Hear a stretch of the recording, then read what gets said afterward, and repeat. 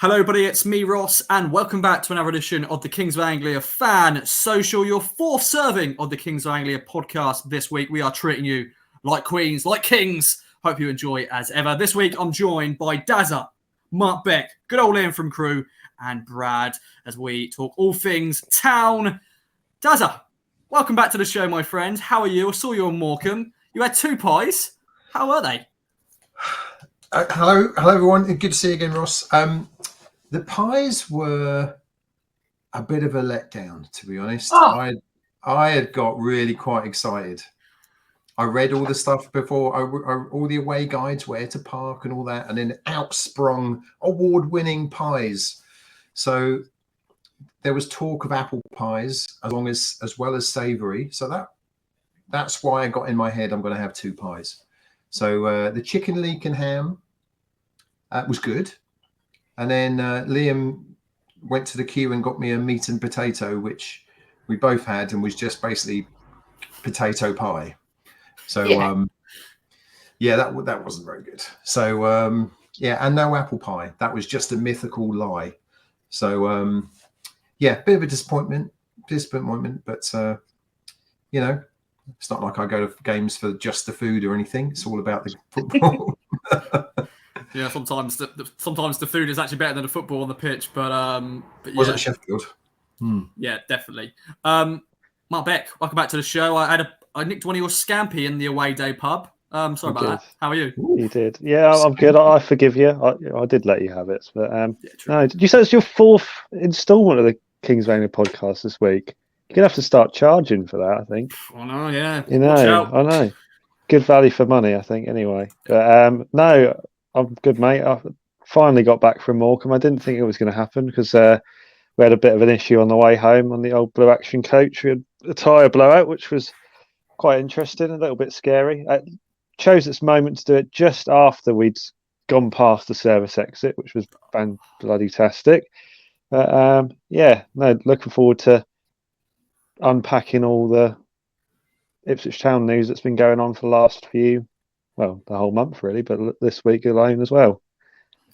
Yeah, it's never boring, never dull on Ipswich Town, and definitely when you do away trips. Of course, we're back up to Lancashire this weekend. The man that I have to thank the last few days because I've been living at his house due to my girlfriend having to isolate. Liam, how are you, my friend? And how was I as a lodger? You weren't too bad.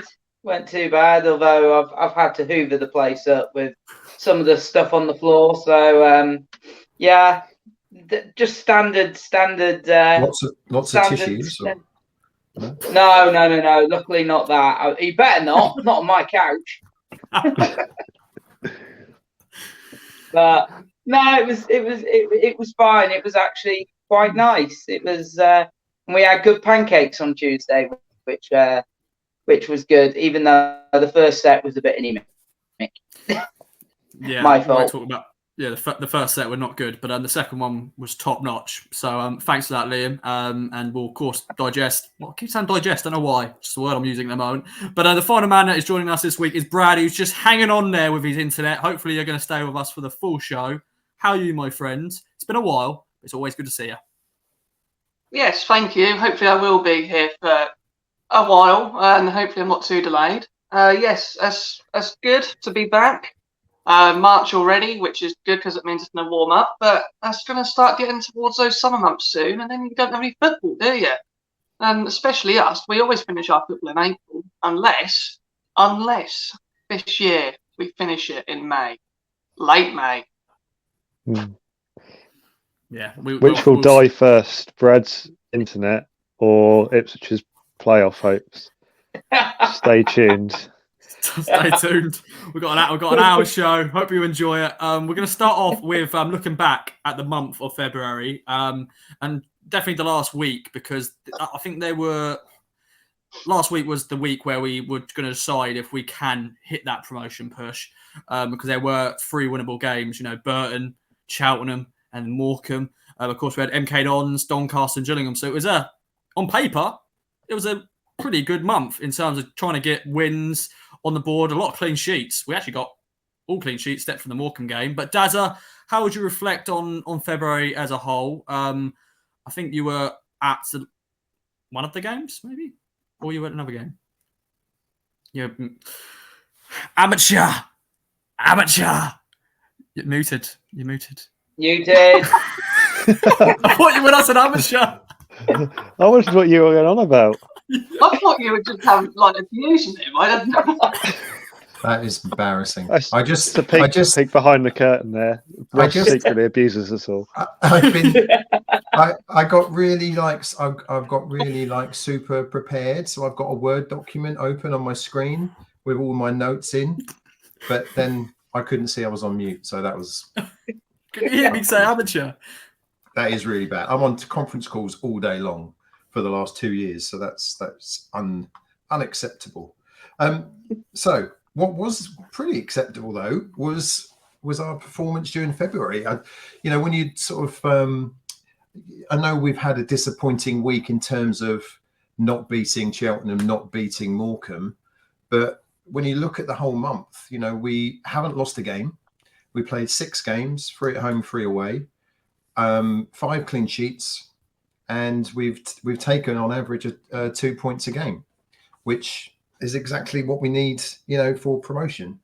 So on the whole, a very good month. 5 clean sheets out of 6 games is amazing.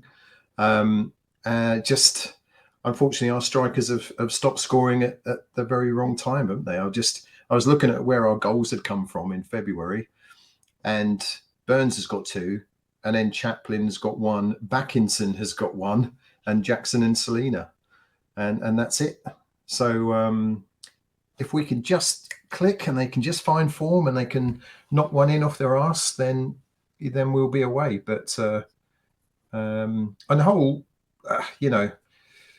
2 points a game gets you promotion, but obviously, as we all know, we need to outscore that now between now and the rest of the season. So I'm not too down about it at all, because anyone who's been at the games, you can see how well we're playing. We totally dominate games, and we're not dominating games like we have done in the past, where it's just possession just to have possession.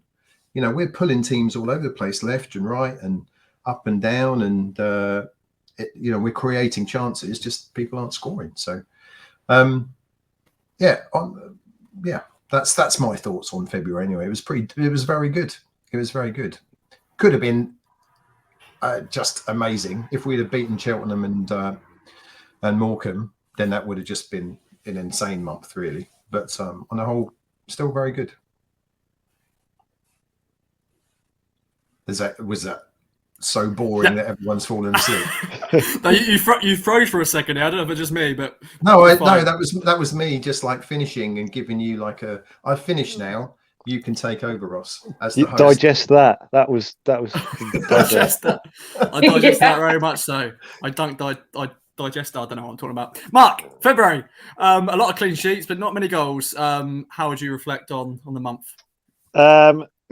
Again, I'm probably echoing Daz's thoughts there. It was good, but sadly, because of previous events of this season, it's not good enough, really. We need a little bit more, and I think it's generally the tail of the season. I think we're more consistent than we were, but still those inconsistent performances and being able to grab a result is still there. And I think it's probably borders between, I think you've got to look at it as it being, is it we're not good enough, or has it been some bad luck? And it's probably somewhere in between. I think at times definitely our forward line has not been good enough. We've been creating so many chances but not been able to put them away, and that's been a case at other games where you just think, Christ, how have we not got a result there? It's because we haven't been able to take our chances. Plymouth away still is burned into my head that we should have got something from that game, the amount of chances we had in that second half, and it's still sort of rearing its head now. But I think if it hadn't been for 2 really good goalkeeping performances from Cheltenham and Morecambe, then we probably would have had 6 points there. There's 2, I can think of 2, match saving saves for both keepers in those games, which ultimately got both their teams a point in the end. And it's frustrating, but I don't think it should be all doom and gloom. I think a lot of people have seen that we've stumbled against teams that we should on paper be beaten, but it's just the tail of this season. We've probably left ourselves with too much to do. And when you look at it, we've got 3 points from 4 games against Cheltenham and Morecambe. No disrespect to those sides, but you expect at least 1 win in one of those. And unfortunately, we haven't been able to do that. So it's frustrating. But it's not a bad month in any way, shape, or form. It's just not quite good enough to get us where we need to be. Well said as always. Over to you then, Liam. I'm sure you're going to echo what Dazza and Mark has had to say, but I think the saving grace for us is that we've been able to keep the clean sheets, but just we took those chances against Cheltenham, Morecambe, Doncaster. Of course, Gillingham, we started the month with the Gillingham game, which was not a good watch, but reflections. Well, Mark's kind of taken it completely off my tongue. I was basically going to say exactly what he said, in the fact that it has been a good month, but the narrative of the season is set from the start of the season, and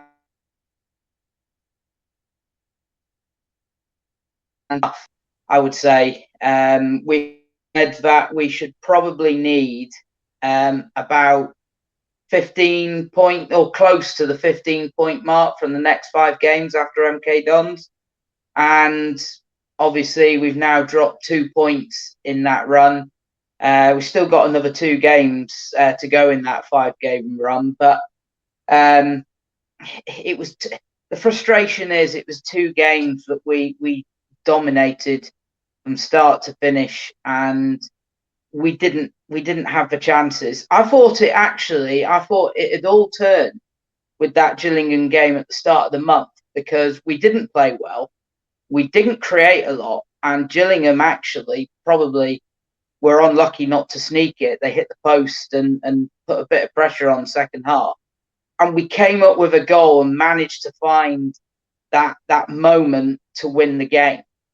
But the Cheltenham and Morecambe results just taking us back to where we were a few months ago, where we were dominating games had a real security about the way we were playing, but we would then, as soon as we give up a chance, they potentially would take it, and we haven't taken ours, and we've lost it.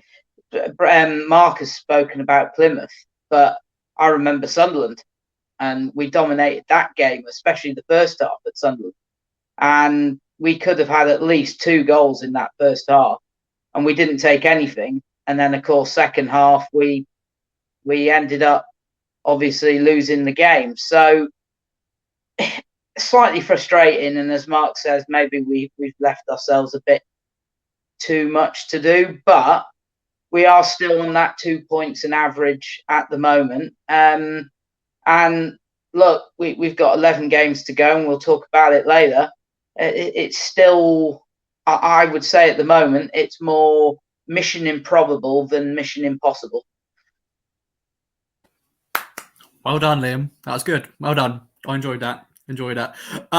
Brad, over to you to round off the February as a month. And also, I'll let you also segue into your player of the month as well. Of course, Wolfen has won it for the vote online and stuff, but it's always good to have your take on player of the month. And any other players you want to mention, but February as a month, your thoughts?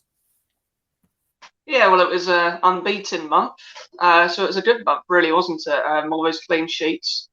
But it's just a shame that, like you guys have said, it just doesn't seem that it's going to be good enough.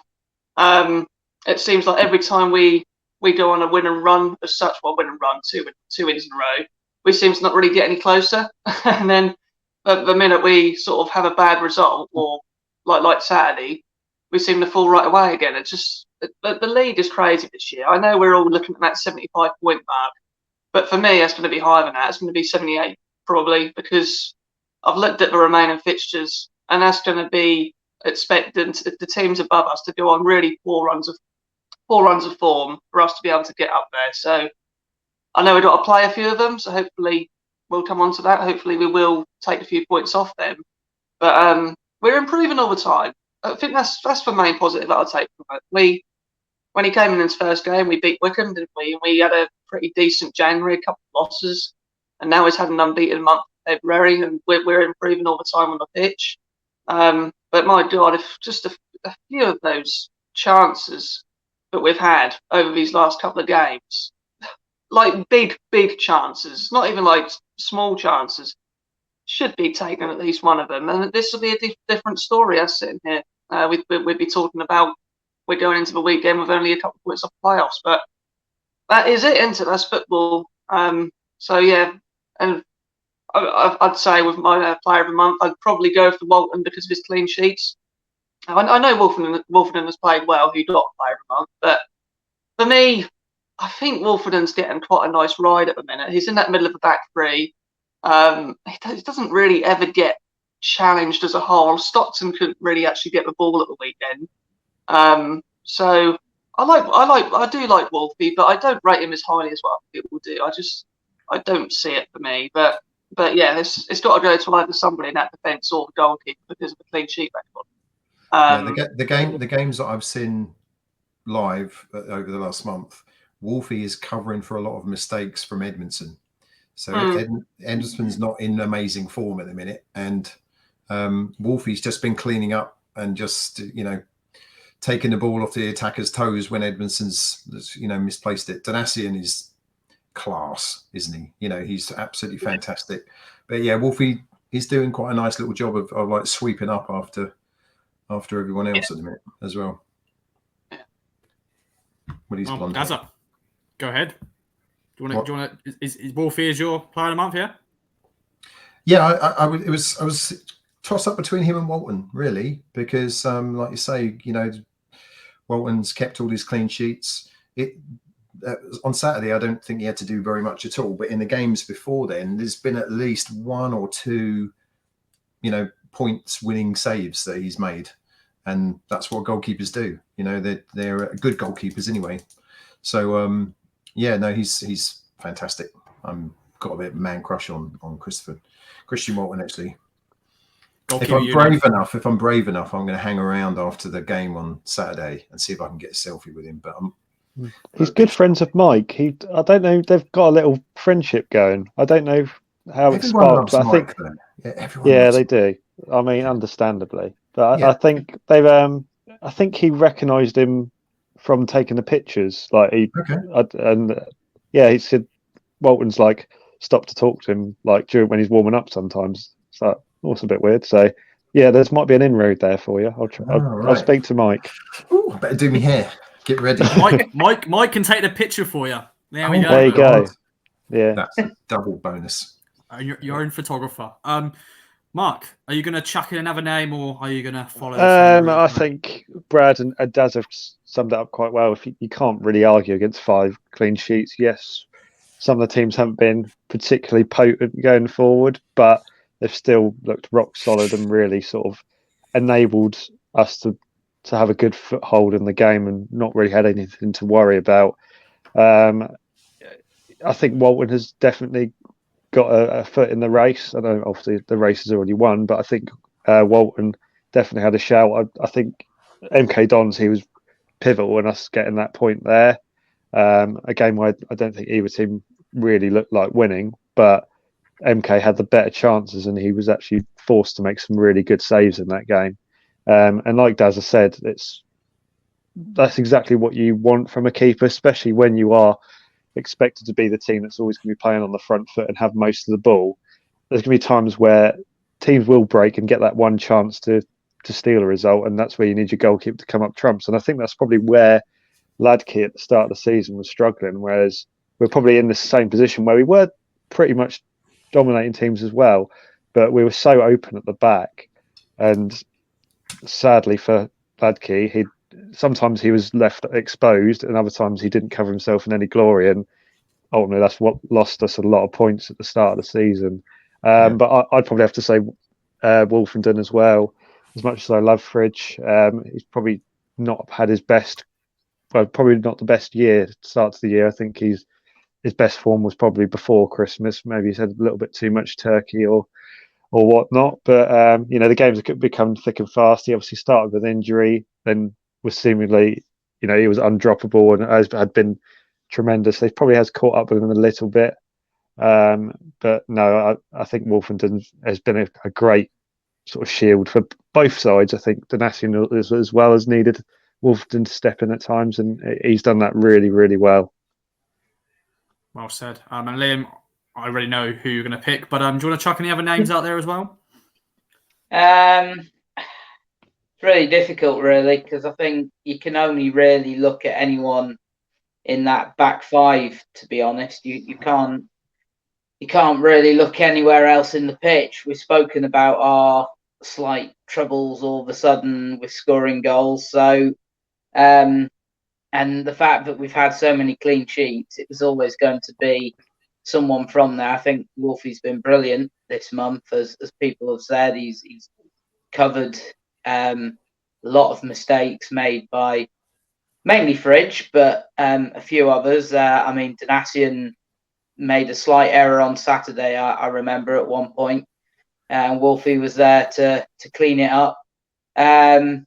It's difficult to really find any other players, really, other than those two. Walton this month, he is just quality, isn't he? For this level, he is a keeper that you can really rely on to make those big saves. And obviously, again, when we look forward, we've got a lot of big games coming up. He's going to be absolutely vital, I think, in those matches. The only other play probably give is maybe Burns, because he's scored a few goals, but I think the game against Cheltenham may have taken that away from him, seeing as though he missed a couple of absolute sitters. Okay then, February done, player of the month done. We have a little pause here for the strike. 5 questions, a tiebreaker. Dazza, Mark, Liam, Brad, face off. Who is going to win? Limber up, boys. Mark's already said he's done some research, done some revision. So you've got to win, mate. You've got to win pretty much. I have. I've put no pressure. No pressure. No pressure. Okay, then. Let's start off then with the first question. And it is on Ellis Harrison. Of course, now plays up front for Fleetwood Town. He signed for them in January from Pompey. How many games did he play for Town? Closest to the correct point gets the point. And if you get it bang on, got new rules. If you get bang on, you get 2 points. Cool. So 2 points up for grabs. Just, didn't play as many as he was injured, that's for sure. Yeah. 1 goal he scored for the club. I'm trying to think who was against. Can someone? Sheffield United. That was an absolute banger as well. Oh, yeah. It was at home, wasn't it? Yeah. Yeah. It was at home. How many games did he play? It was 1 season, wasn't it? One season. Are we shouting out or not? Go on, 21. You can Brad's gone 21. You can shout if you want. 17. Oh, I said 17 as well. 12. 12. Well, 2 of you are bang on. Oh, so no. obvious it's Dazza and Mark. So revision. Two. Yes. Revise. No revision. It works. Guesswork. Does work. So 2-2. Right, Remember that. I'm just going to wait for Mark to say his answer. No, you can't change it. I will wait for everyone to tell me their answer. Of course, ladies and gentlemen, play at home. If you're watching on video, you'll see the questions on the screen. Let us know how you get on. Question 2 is on Toto Enciala. He has won 1 cap for his country, but for who? There is options. Do not worry. Was it Angola, DR Congo, or Zimbabwe? And I think Mark knows it straight away. He's confident. He knows. Hang on. Toto shirt. I think it's the Democratic Republic of Congo. It is. That's the full name. I was going to say that, but I just didn't want to butcher it. So Congo. Congo. You're all right. So a point each. So it's 3-3, 1-1. Question 3 is on Wesley Burns. Of course, he signed for Town from Fleetwood. How many goals did he score for Fleetwood in 176 games? And if you get it bang on, you get 2 points. See, this is the sort of stuff that Mark should have revised. I did revise this. I don't know if it's... I think it might be right. 176 games. How many games? Pardon? The question is if Ross is going by Wikipedia or a different website, because that's what's going to be the decider, isn't it? Well, I just did Wikipedia. All competitions as well. Okay. So maybe that tricks you, Mark, a little bit. I don't know. I did do both. How 'cause many I know what games you did he like. play? 100 and what? 76. It's on Oh, the it says on the screen. screen, Like, mate. It's on the screen, Liam. Oh yeah, I'll of go course. 20, I'll go 25. 25 goals. Okay. Mark. 23. I've gone 35. I've gone 29. 29. Well, obviously, Mark is right. 2 points to Mark. It is 23. Yeah. So, pretty Maybe I much should have Mark's, revised for all my exams at school. I might have done quite well. possibly. I- Mark. I think the Toto question should have been how many penalties has he conceded in his career? I bet Mark wouldn't have known that. Too many. 97. Too many. Too many. So Mark is currently 6-3-1-1. Question 4 is on Bam Bam Richard Naylor. It was his I didn't realise it was birthday him. on the 28th of Feb. Did you do revision for this? No. Okay. He is currently working at which club's academy? I've got 3 options. Do not worry. Is it Huddersfield Town, Barnsley, or Hull City? Huddersfield, Barnsley, or Hull? Richard Naylor. Trying to think. How Hull old he City. turned. Hull. Hull City. Hull City. Hey, Oh, I haven't written down my answer yet. It's fine. That could be Is wrong. he from Leeds? Yeah, but- Is he from Leeds, Richard? No. I think he is. Yeah, he's Yeah, born he from is. Leeds. Yeah, he played for Leeds, of course. Hello. Well, in the spirit of trying to win, I need to say something different. So I'm going to say Barnsley. I'd Okay. say Huddersfield. It's Hull. So Mark makes it 7. Liam's got 2. Question 5. At this stage, Mark has 1, but we will still continue. I've got 2 other questions. Question 5. It's been really enjoyable. Right. I'll have to Mark's got switch them up all my questions. I won't do questions at all about Fleetwood and stuff. Question Like 5. a chase. I choose Yeah, set B. Yeah, pretty much. It was also Darren Ambrose. Well, he has a leap year birthday. Of course, this year he had to celebrate it on the 28th or the 1st because, of course, he's born on the 29th of Feb. But he had a loan spell in which country while he was at? Oh my God! No, click closer. What have you done there? Is it Greece, by the way? What have you done? Is the Sorry for answer listening. Greece, Ross? Yeah. Yeah. Oh bugger. The question was in a loan spell which country? Greece, Belgium, or Cyprus? And yeah. Do you want a spare question? Is it though? Greece by any chance? I've I got do- a question for you, but I'd probably get it right if I tell you the question. So No, I do have a tiebreaker. I do have a tiebreaker. It's fine. Like Mark's won anyway, so it doesn't matter. But yeah, that was a standard Ross thing. Don't know why I didn't take away the options. But whatever. But yeah, tiebreaker is on Aaron Lee Barrett. He also celebrated his birthday on the 28th. How many clean sheets did he keep in 38 games for Town? Now, Mark, are you going to gamble? Are you going to gamble? Are you going to let someone, if they get it spot on, win? Or you can share it like last week. We Chris and Well, I don't think Mark has revised this, has it? I can't No. imagine this was No. a revision. So Aaron Lee Barrett. I'd say 6. I'd say 6. under Roy Keane, or 7. Paul Jordan, Yeah. I'd go 8. 8. Yeah. So 7, 2 7s, 6, 6. and 8. You keep none. I'm gonna tension it up. I'm gonna be Davina. Good old Davina. Is it Davina? She used to do that. No. What's the famous thing? On X Factor, I don't know. I don't know what I'm talking about. It's 9. It's 9. It's 9. So Oh, well Mark done, still Brett. wins. So no, Yay. Was that like last question wins? Was that how you were doing it?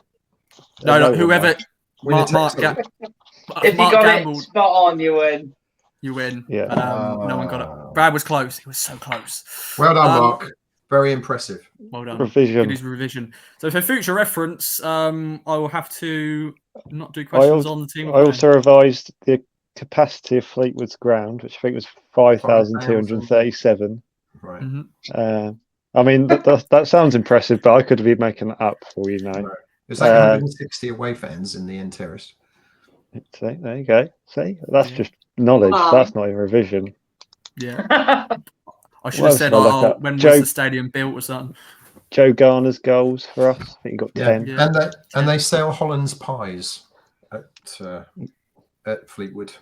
Yeah. Yeah, Follow Daz's other account, Football Scan. a pie review, Dazza. Pie review. Holland's aren't Do bad. they sell cod? No, Hey. You'd think they so, don't. wouldn't you? Yeah. Your intro, Ross, has got to be you sampling a bit of cod. It's got to be. I spoke to FTFC Nappers, who's their big YouTuber. Apparently, Yeah. they don't sell a lot. They export a lot of their cod, so a lot of the fish shops only sell haddock. Apparently, I like him. He's funny. I like him. That kid. Yeah, he's quite good, isn't he? Yeah, he's good. I'm not. I'm actually in Fleetwood this weekend. I'm away, so yeah, I know. We're going to win 8-0. I'm not there either. To be fair, You're gonna win big now. If they do win big, then I'm not allowed to go. I'm not going either. So, but that does lead into our next feature for the podcast, and of course, looking at the March fixtures. Of course, starting with Fleetwood. Going to bring them up on the screen. So we've got Fleetwood, Lincoln, Pompey, Oxford, and Plymouth. Of course, 3 home games. Dazza, how are you feeling for this month? On paper, it ends difficult, but what do you reckon? 15 points up for grabs. Just to give you a quick overview, then I kind of listed them out, put my expectations in, and I'm saying we're going to get 10 points out of 15, which is probably not enough to get us in the top 6 by the end of March. But that's 10 points from the next 15 is 3 wins and a draw and a loss, which again isn't too bad. But is it going to be enough? And that's still the 2-point thing. But a lot of this, us making the playoffs, totally depends on the form of the teams above us as well as us doing well. If they carry on just cocking up and dropping points and losing games and drawing games, then we've got a chance. Then we have a chance. But so I'm saying, do you want to know each of individual one? I think we're going to win the next 3. I'm confident. And then I'm not so confident about away at Oxford. I think we might lose that. And then perhaps a draw at home to Plymouth. But I think we'll squeak wins in the next 3. That's my hope. We'll end this feature on the big picture on your playoff hopes and if you think we can get in there. But before that, Mark, 15 points up for grabs. How many are we going to get? And any key games there you really want to talk about? I think you've got to look at the teams that are up there around us. So those final 3, particularly with 2 at home, you've got to be targeting at least 2 wins. If you can stay unbeaten with a draw in there as well in the thirds, then that would be fantastic. Obviously, winning all 3 is the dream, but I think this is the problem. We're probably, most of us are looking ahead to Pompey, Oxford, Plymouth. It's when we ignore the likes of Fleetwood and Lincoln is probably where we come unstuck. It's just going to be one of those, as much as it is a football cliche, you've got to take it one game at a time. But yeah, as Dazza said, as much as we have to maintain this form, so do other teams around us. Teams above us have started to stumble a little bit. I think Sunderland, apart from I think they got a good result the weekend against Wigan, but they've been on jittery form. Wickham, who I do hope also falter, because I can't stand Wickham, and I'm glad we did do the double over them. I think Plymouth have lost the last 2 as well, I think. Yeah, so there's teams above us that also are fluctuating in form.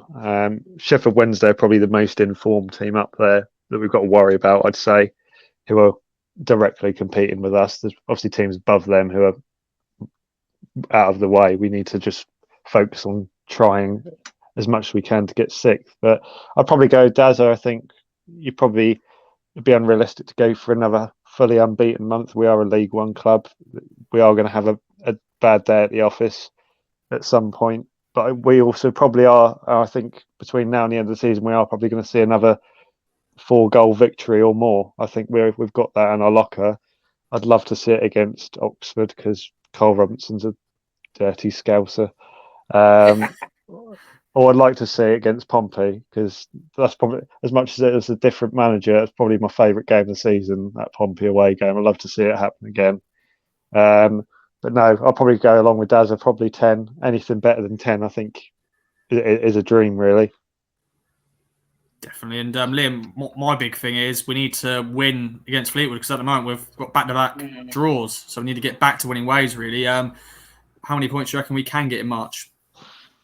Well, I mean, we can win them all, but I don't see us doing that. Definitely not. We haven't been consistent enough to do it.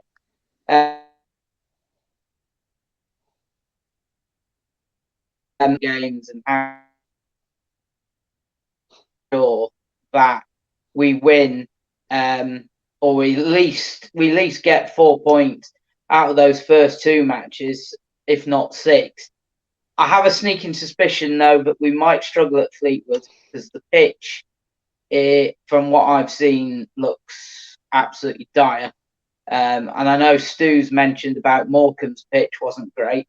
I didn't think it looked as bad as what Stu has made out, compared to what I've seen of the pitch at Fleetwood on some of the past games that have been played there this month. I think MK Dons were there earlier in the month, and seeing that on Sky, it looked like a complete quagmire, basically. So it doesn't sound like it's in very, very fit shape, to be honest.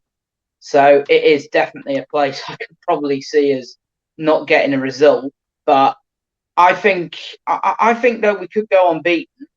I think we could sneak a point at Oxford. I think that will be the toughest game we've got. I think Pompey and Plymouth will be difficult, but they're at home. Home form's been really good. Only 2 defeats all season. It's the amount of draws we've had which have kind of cost us a little bit. So the two games against Plymouth and Pompey, I think we've got a good chance of winning them. Oxford away, though, they've been pretty good at home. And they've got a pretty similar record to us, I think. In fact, that they've only lost a couple, I think, at home this season. So that's going to be a really tough game. And we know what Oxford are going to be like. They're going to be very obdurate. Well, they're going to be in our faces, and they do have what they've shown, enough quality to basically stick around. And if they get a chance, they've got enough quality to take it. So it's going to be a difficult game, that one. But let's say I'm going to go with 11 points. I think we'll get 2 draws in there. I think we will draw with Fleetwood. I'll just do my maths quickly. Yes, Ross. Count it up. Count it up. Count it up. I think we may again, 3rd draw on the bounce, which isn't what we need.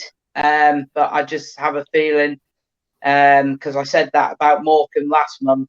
Tight little ground, not a great pitch. It's got the remedies of somewhere slipping up. But then we played really well against Morecambe and should have been out of sight. So who knows? Lincoln, I think, will win. Pompey, for the year, that would be great. We could beat Plymouth. The game was fairly even in the last game we played, and we had enough chances in the early part of that game to again be out of sight. And had we not conceded right on half time, I'm not sure Plymouth would have gone on to win that game. So it's really that Oxford one, but I kind of veer in between a draw and a defeat, but I'm going to be optimistic and say a draw. So 11 points, but I'm not sure even that's going to be enough. We shall see. We shall see indeed. So, Brad, over to you, the final man to predict. Are you going to go 15 points? Why not? No, he's not. No, I'm afraid not. No, 10 points, same as Dazza. I've gone for a win Saturday. I've gone for a win Tuesday night.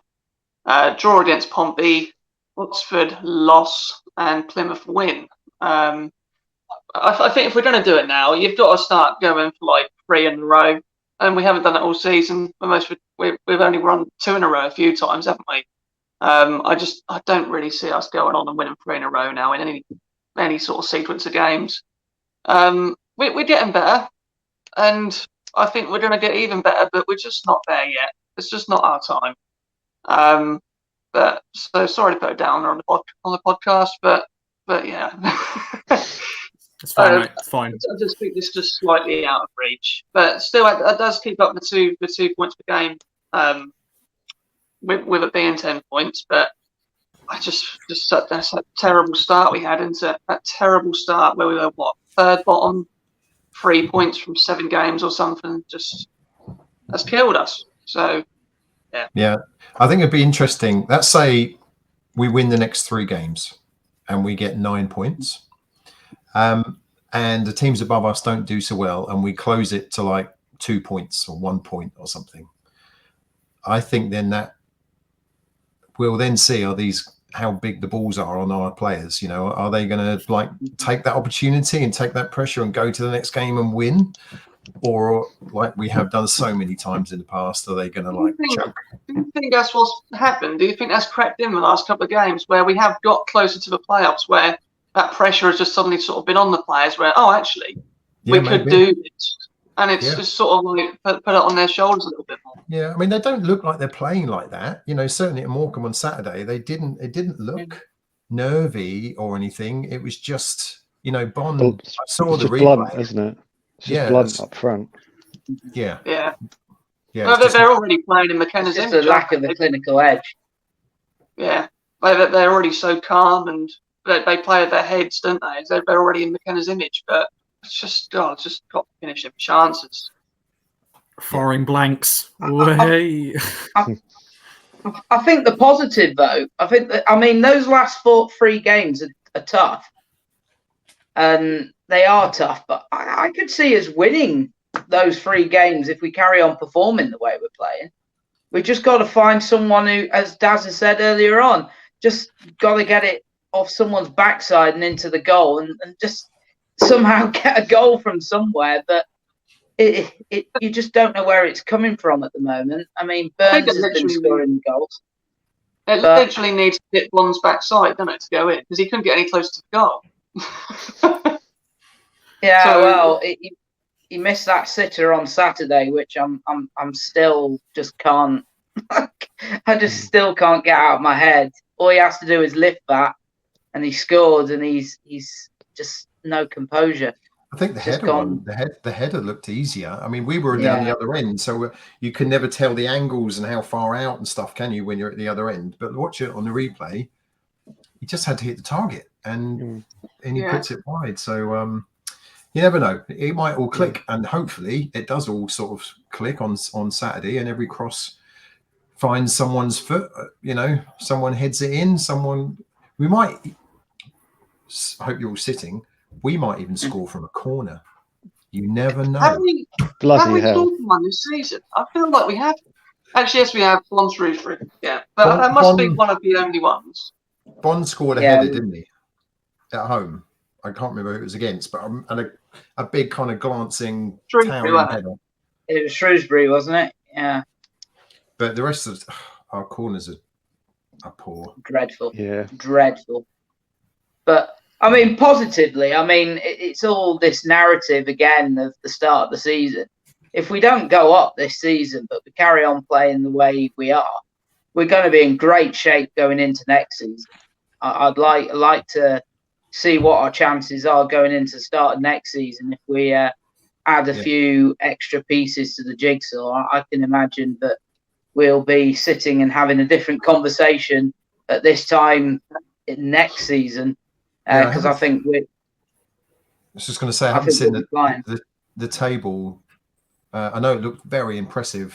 When you look at the table after McKenna's come in, when he'd won 7 out of 9 or whatever the number was, you know, we were.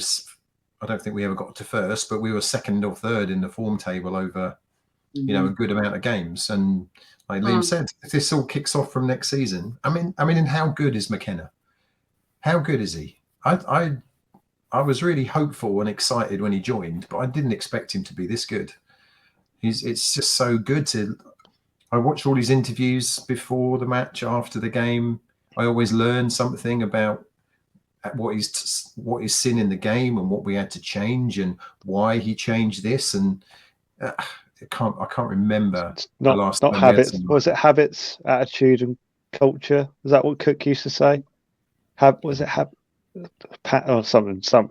Some manager spiel, isn't it? Yeah. He is right about the we are consistently inconsistent. Oh, You've got to Jesus. give Cook credit for that. How many times did he say that? That was just but to Cook's credit, he could see what was wrong, but I just don't think he had the nous or ability to change it. Like he was saying the right things. Whether he meant them is a different thing, but he could see what was wrong at times. But he just didn't do anything about it. He would break the game down like we do. He didn't. He didn't. McKenna is looking at it just from a footballing point of view, and what I get from him as well. There's absolutely no doubt he wants to win. He's a quietly spoken man, but he's you wouldn't fuck with him. I don't think. You're gonna. No. We are improving as well, aren't we? We are improving. Whereas with Cook, it was a case of he'd say all this after the game, and then you'd get the same performance for next game, and then he'd say it again. Whereas with McKenna, it's evolving every game, isn't it? We absolutely battered Morecambe and Cheltenham. I did watch the game while I follow. Yeah. We absolutely battered Morecambe, and we should have won that 4-5. Where in the past, we've had line share possession and that, but not really been threatening like under Lambert, for instance. But we are actually having 5 or 6 big chances a game to win these games. Yeah. So I'm not worried at all. I still think it's a little bit unbalanced. I still would like the left-hand side sorted out a little bit, because I'd like the same on that left-hand side where they actually support Burns. I'd like that with somebody supporting the left wing back. So I'd like to see that in the summer, that little bit of rejig. But we're still creating the chances that we do, and we're rock solid at the back, dominate games. So and also because I have been watching a bit online recently, not been able to go to games. I've been watching the home commentary, and every single one of them is saying every time what a great side Ipswich are. We're definitely one of the best sides we've had this year, and that's refreshing to hear after so many years of us turning up and then being like, oh, Ipswich are in a false position, aren't they? So it's nice to hear teams actually being appreciative of how well we've been playing. Yeah, that used to wind. The season we got relegated from the Premier League, other teams used to say that a lot as well. They used to say, "Oh, they're such a good team. They played so well. They'll be fine. They'll stay up." And and then we'd lose, and then we lose, and we'd lose, and we'd lose. So I don't know what my point is. Are we going to do it then? Are we going to make playoffs? Yes or no? Yeah, that's the question I was going to drop to everybody. Bluntly, are we going to do it? Dazza, I'll let you go first. Predictions for Saturday? No, playoffs. Are we going to do it? Playoffs. Are we going to make playoffs? Yes. He shakes his head no. It's fine. I think a lot of people are. I don't know, because we're playing well, but it's the hope that kills you and all that. Mark, what do you reckon? No, I don't think we will. Unfortunately, I think something I've said quite a lot in our Kings of Anglia chat is without a consistent goal scorer, but you won't be up there. We've been very lucky that the players that we have got it behind the strikers have contributed far more than most have in the last God knows when. You've got the likes of Burns, Selina, and Chaplin. You guarantee, like, winning a 3-game spell, probably at least 2 of them will have scored in one of the 3 games. But without that striker, 2 of which we know from the 2 previous seasons, probably for whatever reason aren't quite at the standard that you need. Joe Pigott, David's favourite man at the minute. I feel sorry for Pigott as much as he gets a lot of stick. I still don't think he's had a real run of games compared to some of the other strikers. And then Macaulay Bonne, I think he does a lot of off the ball work, which gets underappreciated, but he is the one who's getting in the positions, which we can't slate him for. He's getting in the positions. It's just not falling right for him. He's not taking his chances at the minute. So without a consistent striker, I don't think we're going to have enough. I don't think we'll lose many games, but we probably will stumble a few times like we did the last 2 games on results that we really needed to get over the line. But next season, who knows? And sort of going back to McKenna a little bit, I think if I'm to criticise him, I think there is a little bit to do with the strikers. I think strikers are probably a position where you do need a run of games, and maybe he feels that all 4 aren't really good enough as it is. We don't know, but I'd like to see someone get more of a consistent run. I guess it's the counter argument to that is that he changes it for opposition, and at times that has worked really well. But yeah, consistency does help a striker. But as for McKenna, I think he'll address that in the summer. And like the guys were just saying about McKenna, I think this is probably going to upset a few Ipswich fans, but McKenna will not be Ipswich Town manager for very long because that's not his dream job, is it? Let's be honest. As much as it's our dream job to be Ipswich manager, his sights are much higher than Ipswich Town, and he'll do the best job he can and get his good notch on his CV, and then move on to bigger and better things, I'm sure. But if he can get us to the Championship, bloody good effort, and I'll shake his hand gladly for that. Definitely. And what I'm feeling like at the moment, it's just weird feeling because normally last 2 seasons we've started the season off well and then we've ended the season poorly, dreadfully. Like Paul Cook came in and, well, that form was dreadful. But now we're actually going to end the season on a high, hopefully. Liam, you're normally a positive man. Are you going to be that man to go, yeah, we're going to do it? Head says no. Heart says yes. That, as I said earlier, when I said it's mission improbable rather than impossible, it's still there. It is still very much there. And your whole the season's dead, I think, was very premature because the season isn't dead. Shirts on sale soon.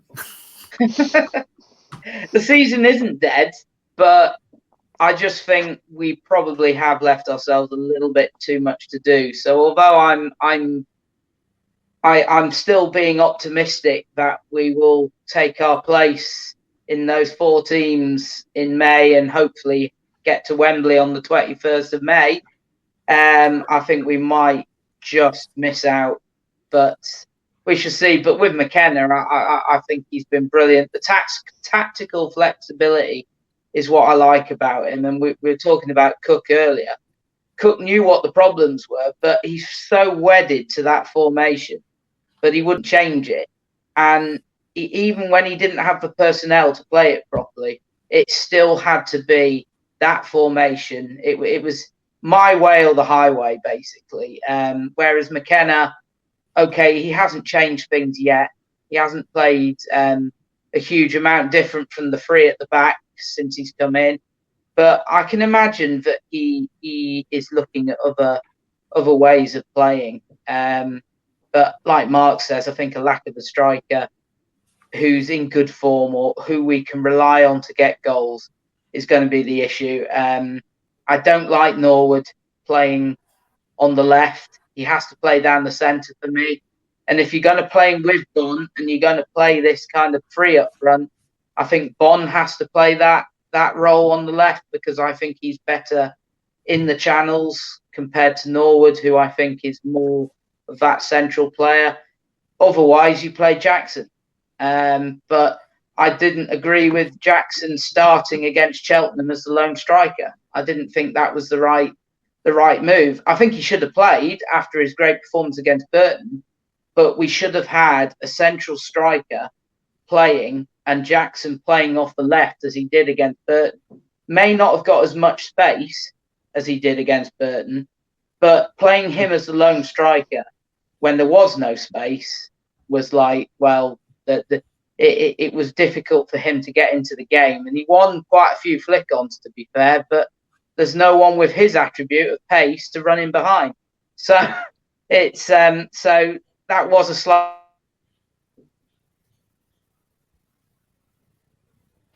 well, if we make it, great chance of winning the playoffs if we get in. But if not, then roll on next season, because I think it could be quite exciting. I think it will be. Brad, have you just put your glasses on, or have I just not been paying attention? You look sexy. Oh, he looks really good. If you're watching on video, have you just put them on? Yeah. No, he's had them on the whole means- time. Let's just put my glasses on. Okay. Because you mean Are they business. like- You're going to... Yeah, I Are only they just put them on. Yeah. Are Little they tint fake of blue in ones? them. They just clear glass, just so you look, handsome. Thank you. Yes, I think we went. I'm afraid. I've got us for 10 points this month. I've got us for 13 next month, which would take us to 75. But I looked at the teams above us, and you've got Sunderland.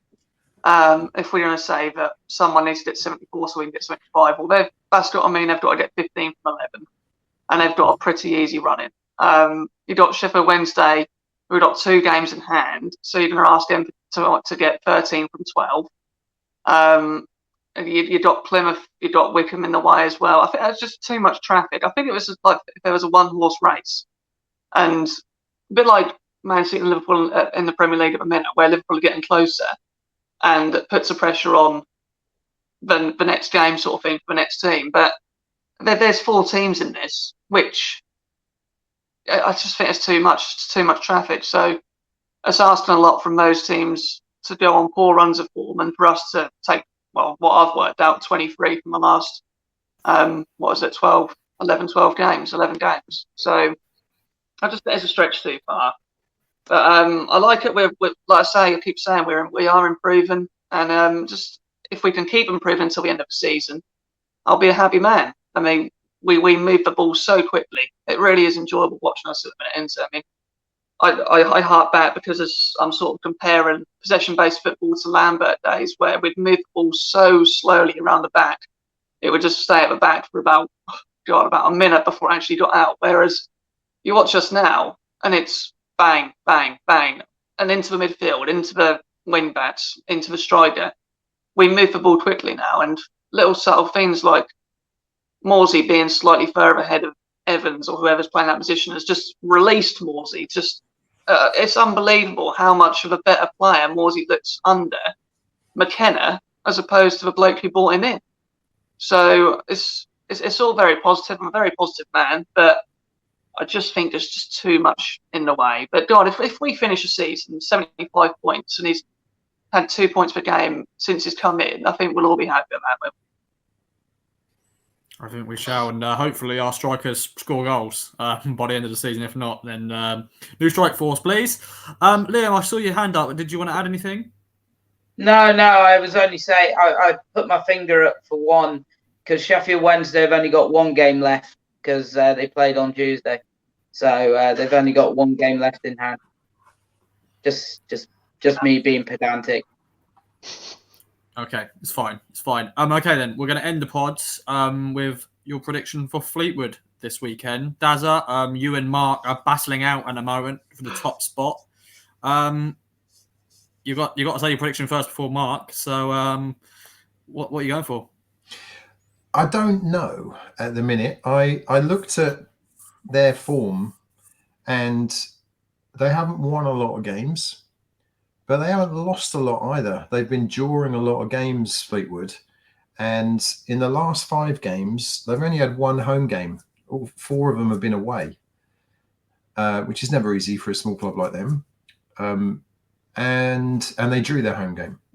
So it could be another frustrating draw. But I did predict a win earlier. So I'm going, which is also the kiss of death, because I haven't seen us win many times this year. But let's go. 2-0. Ipswich Town Super Blues. Not the Tractor Boys, which needs to be put in the bin. We're the Super Blues. Thank you. We shall. That'll be one of these days. We'll have to massive debate on that. Do you like the name? Do you not like the name? But that's another show. Mark, were you going to go 2-0? Because let the listeners know we have a prediction league if you didn't know already, and currently Mark and Daz are battling out. So Daz has gone 2-0. Were you going to go that, or have you got a different prediction? I will say that the man on the shirt behind me will give away a penalty, and we will win 1-0. No, that deserves 5 bonus points. If that happens on Saturday, you should get extra points for that. Okay. Get it done, Ross. Oh, yeah, why not? It's on record now. Who's going to score the penalty? Oh yeah, who takes penalties now? That's Chaplin. Yeah, Chaplin took one, didn't he? Norwood will probably. Norwood would. Who took that awful one in the shootout? Was that Selena? Did Selena miss one in the shootout? Someone missed one really badly, didn't he? Piggott missed one, but he scored one this season as well, hasn't he? Piggott missed one, yeah. He missed one against Colchester United. Yeah. I think if Lee Evans wasn't injured, I think Lee Evans would probably step up and take one. Yeah. I'll say Chaplin will take it, but God, you think out of the 4 strikers, who do you want to take a penalty? Like it's like you give them a golden opportunity to get their goal. I wouldn't pick any of them at the minute to put it in the net. Norwood's no way. No. Jackson took one at Fleetwood last time. The fans went there and missed, didn't he? Oh, that was no, that wasn't that. That was Norwood's penalty, wasn't it? It was terrible. No, Jackson missed. I think I'm pretty sure it was Jackson. Yeah, he didn't even hit the target. Fans, he scored, didn't he? He scored on the follow up to a free kick. Yeah. And then Piggott's missed his last one, so I wouldn't let him take it. Have a look, go. And then Bon. Come on. Just a 12 yards. Hit the bloody target. Did you, just talking about penalties, did you watch the cup final at the weekend? Mm-hmm. Yeah. Did you? I can't remember the guy's name now, but he did the little Panenka. Yeah. I mean, unbelievable balls. Unbelievable. Right. Wembley. Yeah. The second penalty, you cannot miss. Just to go up there and stroke it in. That was just amazing. Well, Kepa just blasts it. Comes on to win penalties for Chelsea, and then Issues Town podcast. Liam, prediction for Fleetwood. I was going to say 1-0, but now that I've kind of convinced myself that it'll probably be a draw on Saturday, I'm going to say 1-1. I'm not going to say 0-0 because I don't want to be that person, but I think there will be goals, so I think it'll be another 1-1. I'm going with that. But I just Mark talking about the strikers and who could take a penalty. I just had visions of Macaulay Bonne, like that bloke in Mike Bassett, who when they go to that German training camp, and he gets put in the ball to be the ball, and then gets even more psychologically damaged from it. I've just got that going through my head now with Macaulay Bonne with only scoring 1 in 20, faced with a penalty from 12 yards. It is worse. You can see it happening now. Yeah. I don't know why I said it. That's all I can think of. Down to you now. It's down to you. Okay, Brad, wrap it all up. Are we going to get all 3 points, or are we going to see another draw up in Lancashire? Well, Fleetwood get up for big games, don't they? It's the only thing that interests them. They're normally just middle table. Don't really care if they go up or down. It seems, well, obviously they care if they do, but they just always seem to finish lower mid-table. And the only thing to get up for this last remaining bit of the season is these big games. I don't think they'll go down, so I don't think the pressure's on them that massively. But I think we'll come away with a win. I think we'll win 1-0, and I think we'll take. It's like we have to take an early lead, isn't it? Like in these games that we have won, we've got early leads, and then we've controlled it. We can't seem to get a goal in the second half. We don't have to win a game. I'm sure we probably did. I don't know, 2 weeks ago. I'll probably be reminded that. I think we'll get an early goal and see it out comfortably because we keep the ball so well. Don't let the other team have it. I would say don't give Danny Andrew any free kicks because he is lethal. But that's probably my only notes on Fleetwood as such. Mark's got his revision for Fleetwood. Any other notes you want to mention, Mark? Well, obviously Jay Matete isn't there anymore, who impressed us very much so down at Portman Road, nor is Callum Morton. He's also departed. I think they're holding a lot of hopes for a young lad called Paddy Lane, but I think he got injured the other day. So it is the old guard, really. You've got Toto, Joe Garner got sent off, didn't they? 'Cause they got fighting, didn't they? You've got Ellis Harrison there. Will they come back to haunt us? I'm sure Paul Hurst might do a little fist pump if they do and get his own back. But no, that's probably about it. Enjoy it. The people that are going, it's quite a fun little ground. Interesting part of the world. I'll be kind and say that. But but yeah, hopefully we bounce back. Like Alan Partridge. As always, yes, Toblerone. I love Toblerones. Any other business, Dazza? No, not from me. Not from me. It's just you wish everyone a safe journey. Who's coming up to Fleetwood on Saturday? I'll be there with my son and all of these good fellows that are going. And fingers crossed for a good ref, and not too much time wasting and shithousery from the other team. And someone to remember how to score. When you see them in the warm-up, they're awesome. Macaulay Bond just smashes him in the corner every single time. Piggott seems to miss, though, even in the warm-ups. Piggott can't hit the target. So anyway, that's it. Safe travels to everyone. Hopefully the pies are good, Yes. Always an important thing. But let us know. Yeah. Take care, everyone. Yes. Mark, any other business? I meant to say this earlier. It's only now just sprung to my mind. They said any other business, so obviously perfect time for it. But obviously, footballers this year have been caught up in some despicable acts of humanity. I'm very proud to say that Bersant Senior is our player, and with all that's going on in the world, him offering his property to those fleeing Ukraine, it's a bloody great bit of, just common decency from someone who doesn't have to do that, and often they're seen as role models, and that's exactly what he's being. So well done, Bersant. You are a very good human being. Yeah, good point. Good old Sam.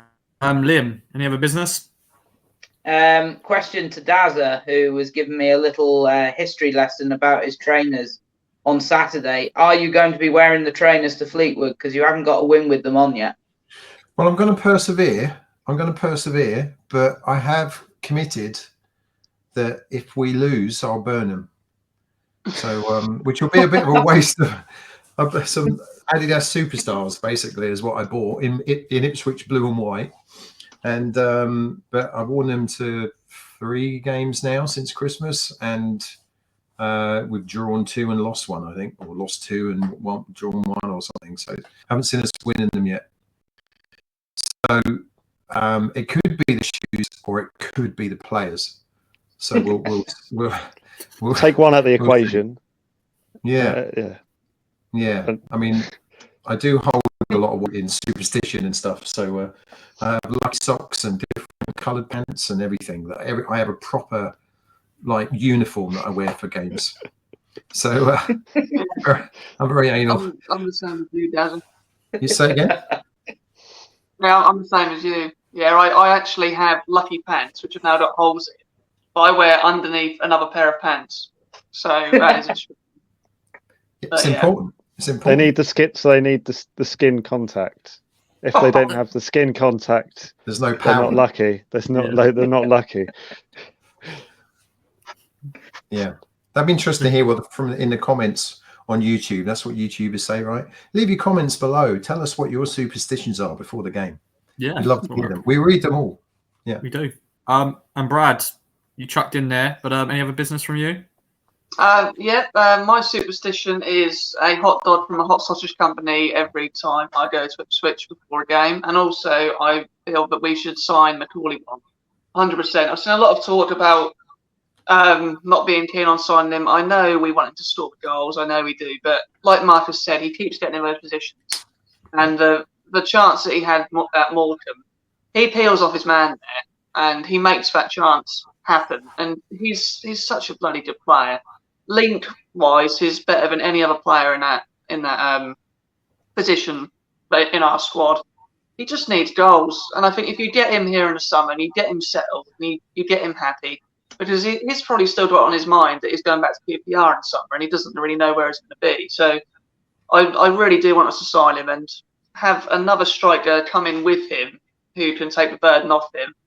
But I absolutely 100% want us to sign Macaulay Bonne. I know it is a fact that he's a fan. It does sort of influence my decision on that, but I think he's a bloody good player as well, and reminds me a bit of Darren Murphy in the 14-15 season, apart from the goals, of course, but where he does everything. He runs the channels, he'll hold the ball up, he's strong, his first touch is brilliant. So rumour has it he's one of our own. I hear the and he's one of our own. So there you go. I am secretly in love with him. It's not a secret, but there you go. We need to find his Kevin Phillips. He's kind of like Niall Quinn. Niall Quinn. We need to find the Kevin Phillips to his Niall Quinn. Yeah. I think he is our most complete striker. I'd like to see He is our Chaplin. most complete striker. Yeah. I'd like to see Chaplin up front too, because this is a bloody good finisher, isn't he, Connor? Yeah, they were talking about that on the main pod. Mike and Mark were talking about that, weren't they? And I think Mike was saying that, or Mark was saying that Chaplin is sort of has played as a striker at other clubs, which I didn't know. So, but the boy can finish, can't he? It was you, is it, Ross? It was Mark who said it probably on that video, but I said it on the main pod. So just saying. Did you? I haven't had time to listen to that yet. It's fine. But it's an easily for stat you can find, but he can score goals. Kind of Chaplin, he scored for Barnsley. Part of that playoffs season. For them, he must be our third. He's done 9, I think. Yeah. Isn't he 9 goals so far? And he only starts one game or the other, doesn't he? So that's a bloody good record. Yeah. Just score, please, on the weekend. We've sold it. We've sold it. Bonne Chaplin up front. Bonne Chaplin up front. There we go. All we want is just a goal. Someone just score a goal, please. And from a set piece as well, from a corner. Because as I said, we haven't seen. It'd be nice to see Fridge or Wolfie get a goal, or even JD. Goal. Yeah. That still doesn't count. One of our strikers still haven't scored. Or in their repeat of the women's game on Sunday, Walton comes up and scores a last minute header from a corner. Yeah, but don't remind me that happened. Do not remind me. I had to rewrite that whole article. I know, my friend. I know. How the hell did that just go out Saturday? That JD chance at the end. How on earth did that not go in? Straight to the keeper. I don't know. That keeper is technically one of the worst goalkeepers I've seen this year. He couldn't kick, could he? He couldn't kick. He could hardly catch it. He was technically awful as a goalkeeper. But the most important thing that you do as a goalkeeper is you just find a way of stopping it and blocking it. And he kept doing it, So, I think he was like 2 foot away from him by the time the cross came in. But we couldn't believe it. I mean, we were right behind it, and it was like, what? Yeah.